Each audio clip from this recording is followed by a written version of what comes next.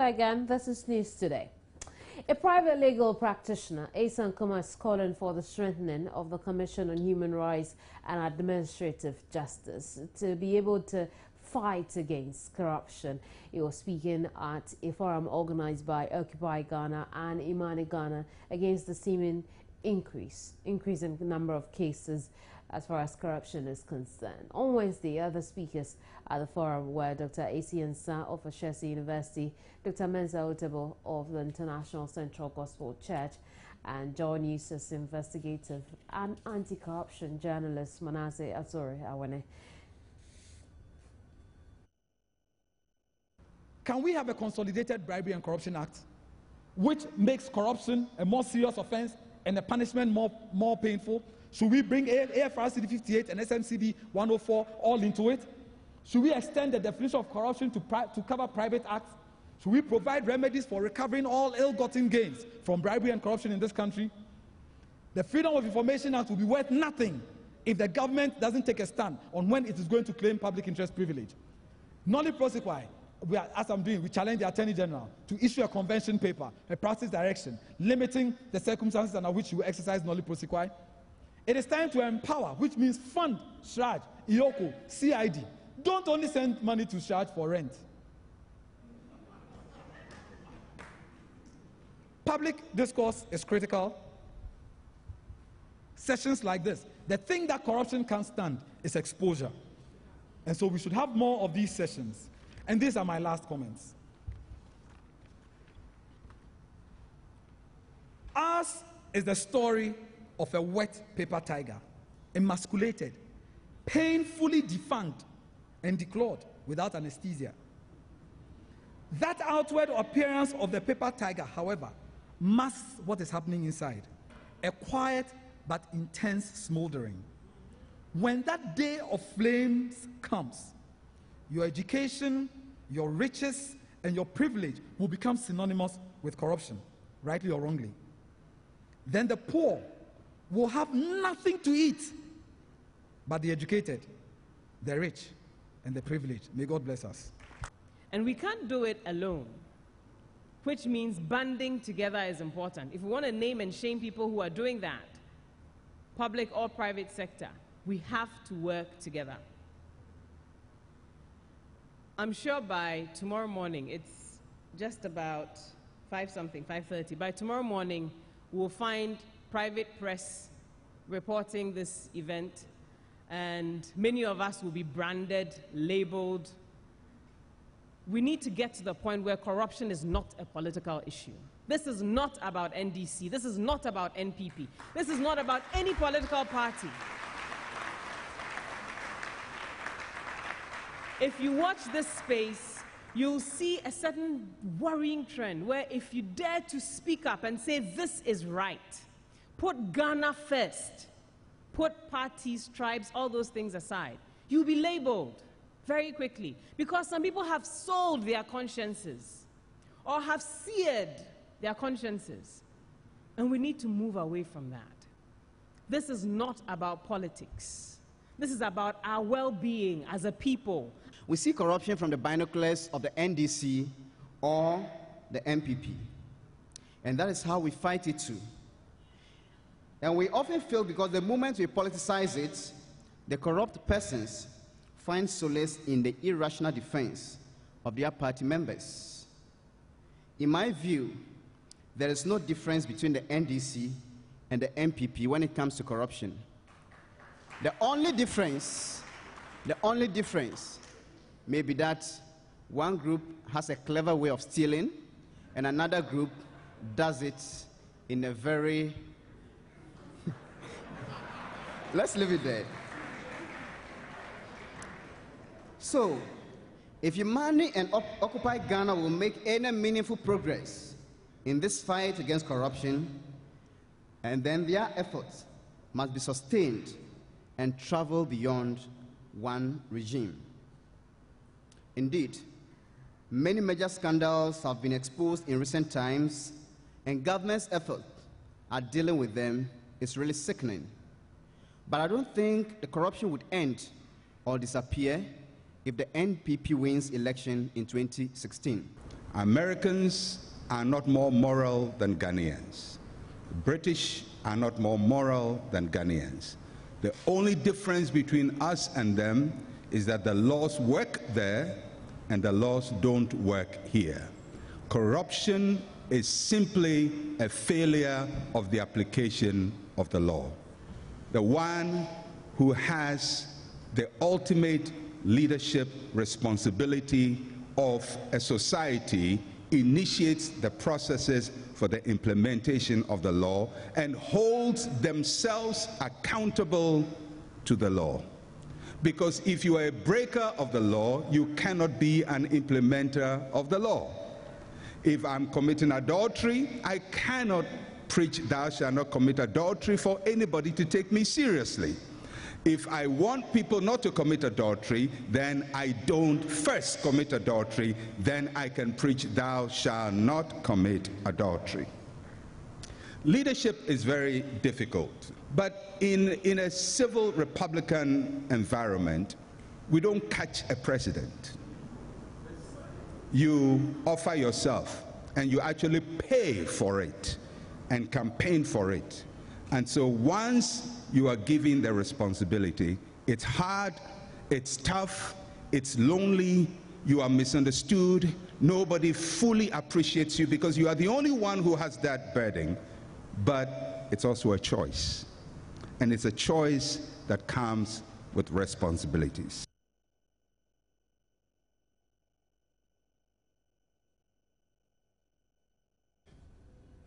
The full program will air later today at 3 p.m. here on Joy News.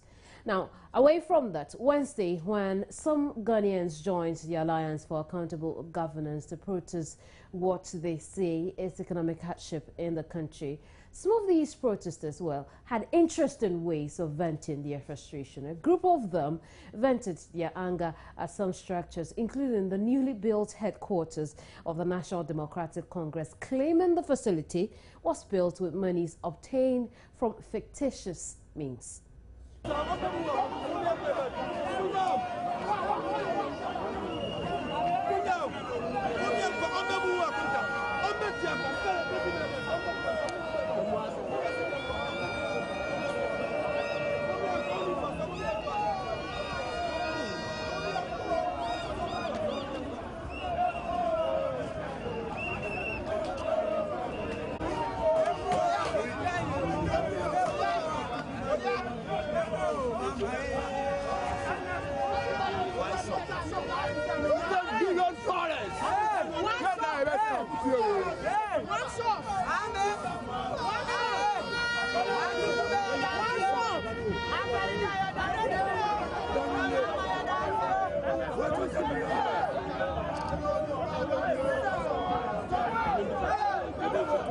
Several demonstrations by AFAC.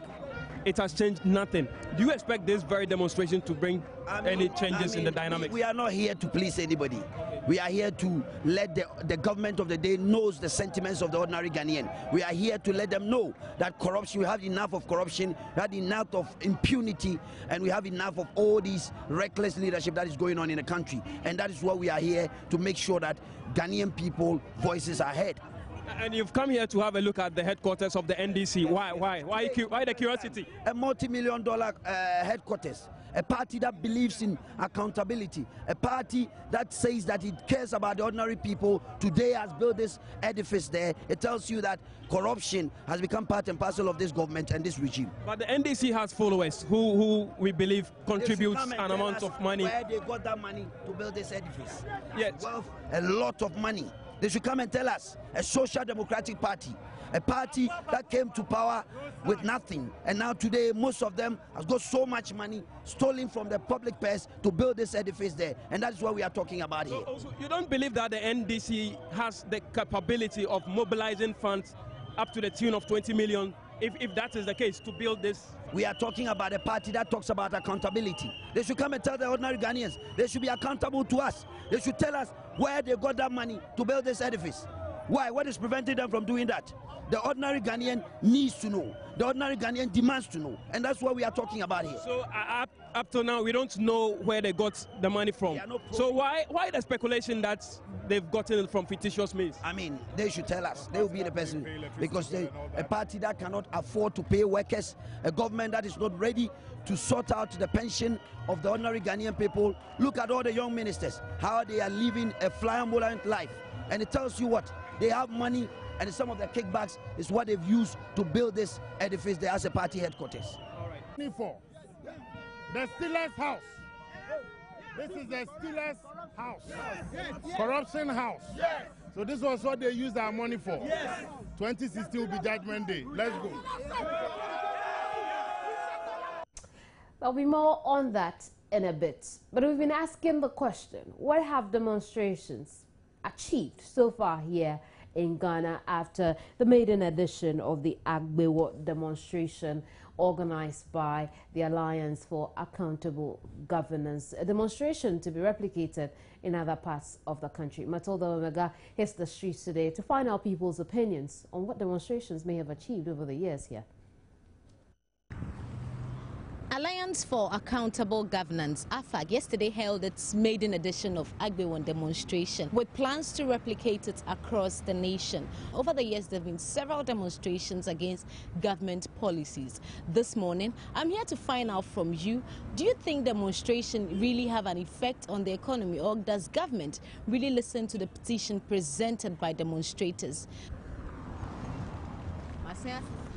Shouldn't rely too much on government, yes, because there's no solution. It's been long and things are like that. They even keep getting worse. So would you have to sit down and just waste your time because government is this, government is that? You have to get something better for yourself, yes.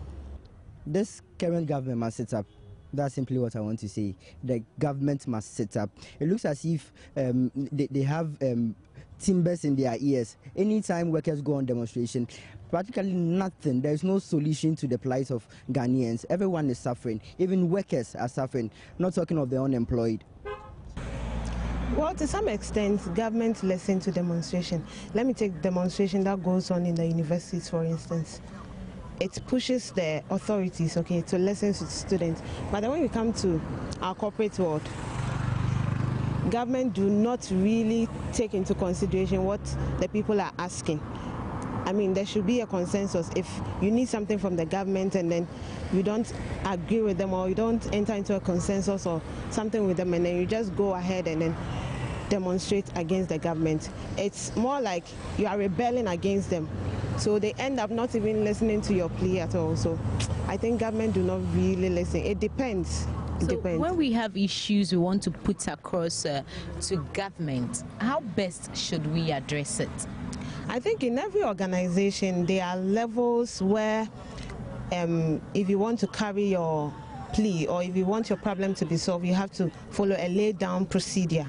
You get it? So I think those laid down procedures should be followed before, if someone is thinking of organizing a demonstration or a strike action, you take that. So you believe in negotiation? Yes, I believe in negotiation first. If negotiation fails, and then strike should be the way out. Demonstration them back say good. You say government to tie your more Canadian. Ono so nti obi so tutu ado be tia so nti. Nti obi an ho ye ne dem. Nti eno na chese eso woni pebia so fa woni to aban no so. To the oye na some more body na anya se nyame so beti me hia no akọ ani. To do any to aban no so dey be disappointed because so nti obi ade onya kan na no be dey. Let's talk about the AFAG organized Agbewo over the next few minutes with Richard Koshiga. He's Member of Parliament for Keta. He's also a member of the National Democratic Congress. Richard, you're welcome to the program. Yeah, thank you very much, Gifty, and good afternoon to you and your viewers and listeners. My name is Kimini, but... Okay, sorry. Really? Your office complex, the office complex belonging to the NDC, was point of reference for demonstrators Wednesday during the Agbewo demo.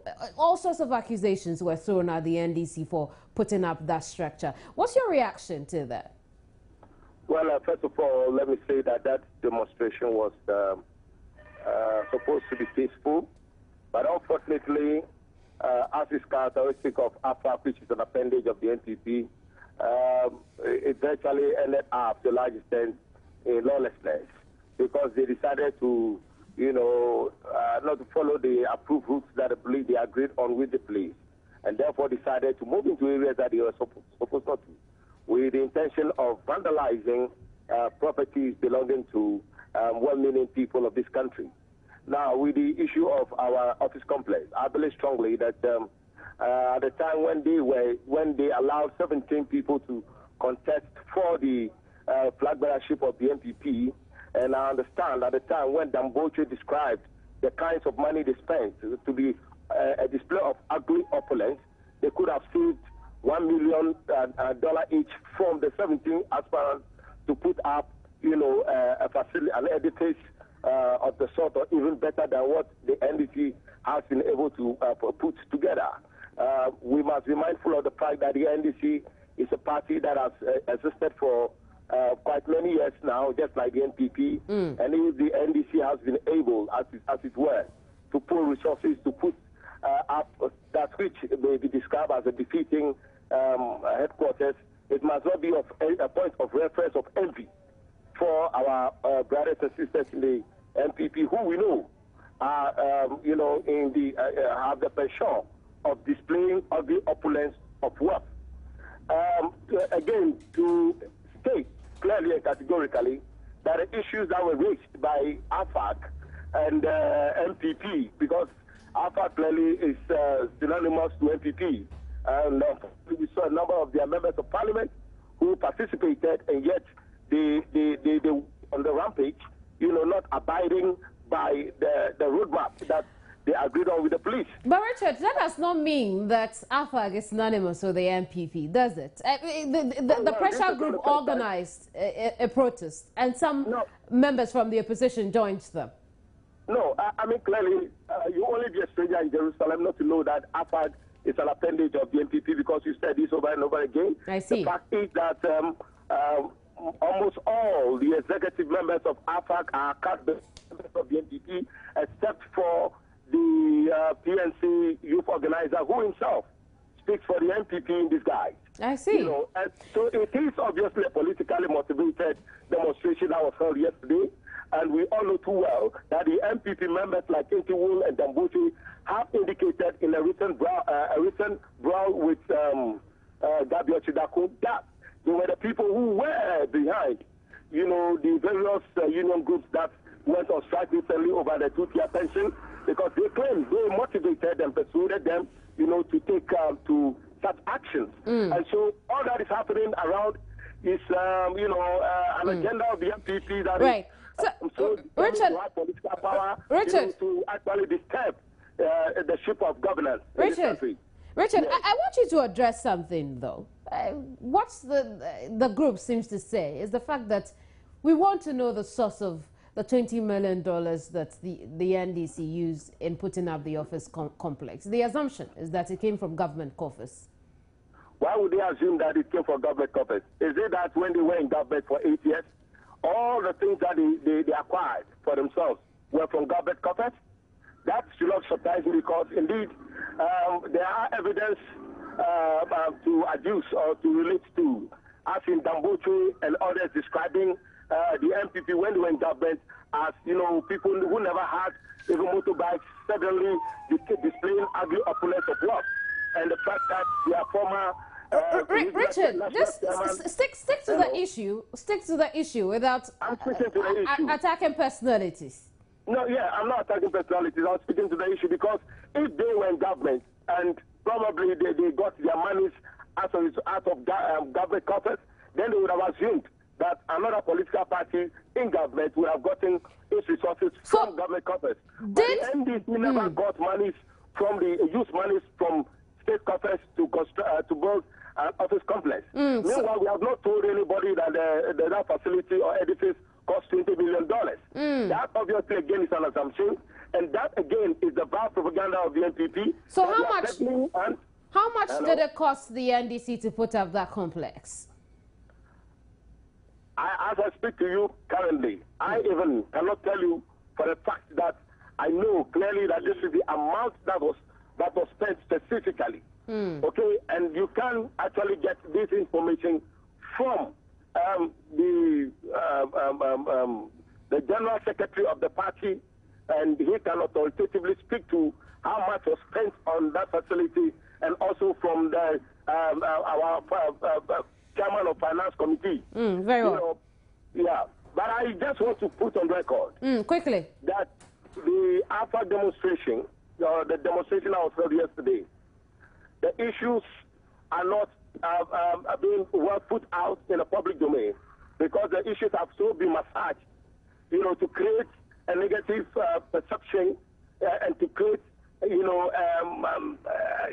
bad image for the NDC-led administration. I see. Richard, we'll leave it here for now. Thank you very much for your time. Richard Koshiga is Member of Parliament for Keta. He's also a member of the National Democratic Congress. However, Member of Parliament for Ikeapim South, Osei Bonsu Amwa, is of the view government is only paying lip service to local content. According to Osei Bonsu Amwa, he says if government was really committed to the policy, it will not have allowed the Parliamentary Service Board to go ahead with the procurement. It was procurement of chairs for Parliament from China. He was speaking on the AM show with my colleague Roland Walker. Commodore Sivo Bimpe, who is from the office of the president. Oh, Roland. No. Now, what's the government's policy on this? If the government had a policy on made in Ghana goods, government has a policy because the president has. So what happened that in Parliament? What happened that the presidential advisor from the office of the president, who is the board chairman of Public Procurement Authority, could not advise that because. So your point is what? My point is that this whole business of thinking so you are thinking that at one point or the other within the process of choosing whichever contractor, the government had every opportunity to stop this. Okay. This hypocrisy about. But do you agree that the Parliamentary Service Board was spearheading all this? They were spearheading. Some of us didn't have any idea at all. Do you agree? Number two. Do you also agree? Number two. Do you also agree that the Parliamentary Service Board does things independent in many respects of whatever the executive They cannot be independent. One, the money was provided by the executive. Indeed, if you read the report, what is even interesting is that when they started the process, the dollar to the cedi was $1 to 2 cedis. When they were ready to import, it had moved from $1 to 3.85. escalating the cost. They cannot be independent because the Minister of Finance which provided the money.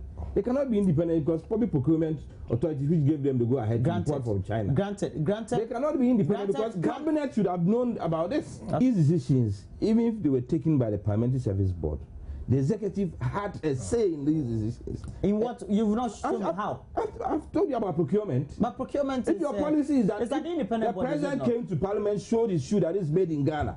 That's your policy. If your policy is that you make sure that you do everything produced in Ghana or as much as possible, and you can provide furniture from Ghana, and then you restrict yourself. This is at 2 years back. Okay, so you are saying if we have waited for 2 years to sit on all those old chairs, why couldn't we wait for another year to produce chairs made in Ghana?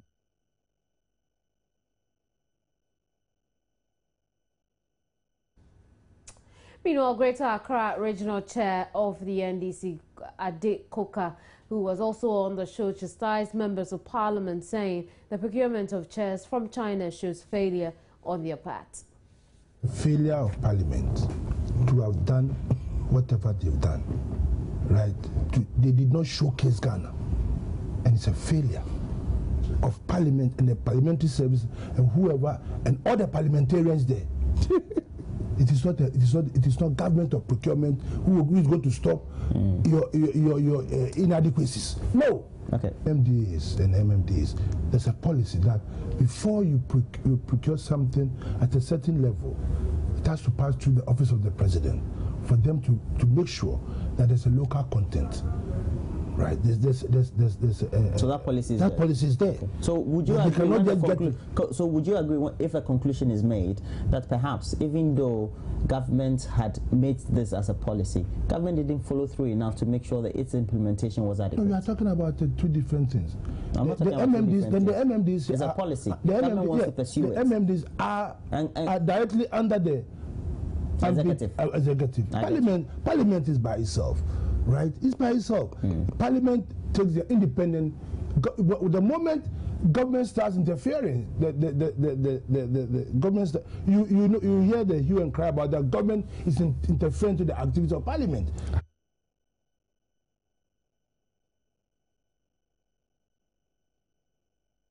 Away from that, pedestrians using the Kwame Nkrumah Circle say the destruction of the bridge is putting their lives at risk. Speaking to Matilda Pomaga, they claimed drivers most of the time simply refuse to give way for them to cross.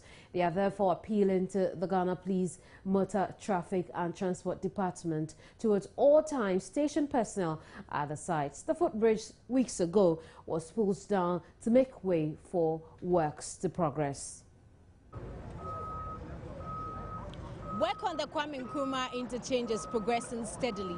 Some few weeks ago, the footbridge was pulled down to make way for progress on this site. Today, I'm here to find out from pedestrians how they've been making it without the footbridge and how difficult has it been for them crossing the roads. Well, you see, the whole place is very crowded. And I don't know, sometimes the road too has become very small and it's causing a lot of problems because it can cause the traffic from this place up there, and it's a whole lot of problem. But I will. Okay, so when you are crossing, when assuming you are going to the other side of the road and you want to cross, how difficult is it for you? Well, I have to look around, look here and there for a long time before I can get that chance to cross, because the cars, nobody wants to stop. Everybody is in need, so they want to pass, and we also want to go. Okay. So it's somehow 50-50. We are forcing to go, they are also forcing to come. It's Martin. Okay, Martin, how difficult is it for you crossing the road? Oh, it's very difficult because we're looking at the work going on here, and the cars who mixing with the people passing it all over. It's very difficult to cross. Even car can knock you down when you are crossing. Then everybody must have to be very smart to cross in front of a car. It's very difficult, very difficult. I'm Solo. Solo? Yeah. Solo, how is it for you assessing the road? Oh, I take it easy. How easy is it for you? Formally, when the construction hadn't started work, the place is choked, the traffic, so you can't pass here. But as at now, when they started the work, I can see the traffic jam has reduced. And some of them don't want to stop, but some too, when they see us, they used to stop and then we pass. And my opinion is they have to accept the jam, and also when they see the drivers, they should appeal to them. Some of them, they don't care whether you are old or young or what, they don't care. So they are just passed by. They want you to give them way, but that's not the right thing. So I'll appeal to my brothers so that when they are passing, they see the driver, they should stop them so that they give them chance to go.